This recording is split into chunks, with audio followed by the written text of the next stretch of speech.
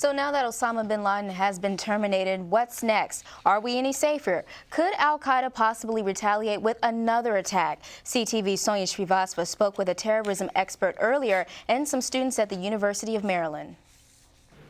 Well, here at the University of Maryland College Park, students are reacting just like those all around the world. But what we're finding is that these students were fairly young when 9/11 happened, and some of them are feeling detached from that whole situation, but say that getting Osama bin Laden nevertheless is a good thing. The death of the world's most wanted terrorist is causing mixed reactions on this College Park campus. I think too many people think of it as, oh, it's the end of terrorism, or, oh, mission accomplished.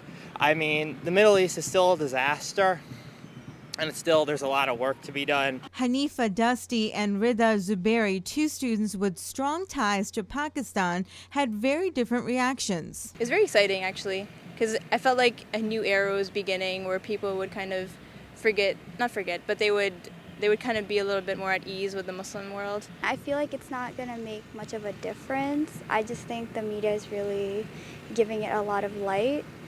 But I think politically it's probably a good thing. It's going to give us a good name as a Muslim. Bin Laden was found inside of a compound in Pakistan. Gary Lafree is the director of the National Consortium for the Study of Terrorism and Responses to Terrorism here at the University of Maryland. Lafree has been studying al-Qaeda for a number of years and says there's a reason bin Laden was able to escape for so long. If you have neighborhoods who don't trust the police and who favor some of the folks who are breaking the law, police tend not to be very effective. And, we've done a lot of polling, and there's a fair amount of support for Osama bin Laden around the world.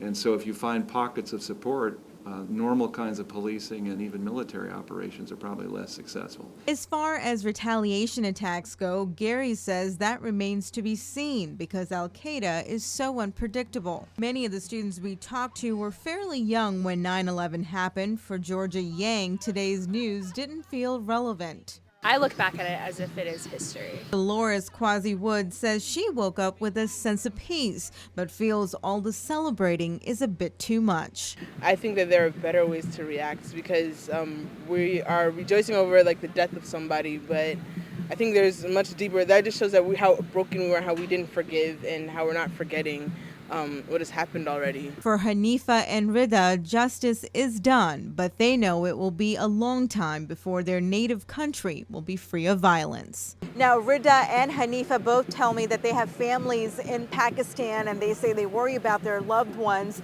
and also tell me that they hope that this recent nabbing of Osama bin Laden doesn't affect the political atmosphere of their country.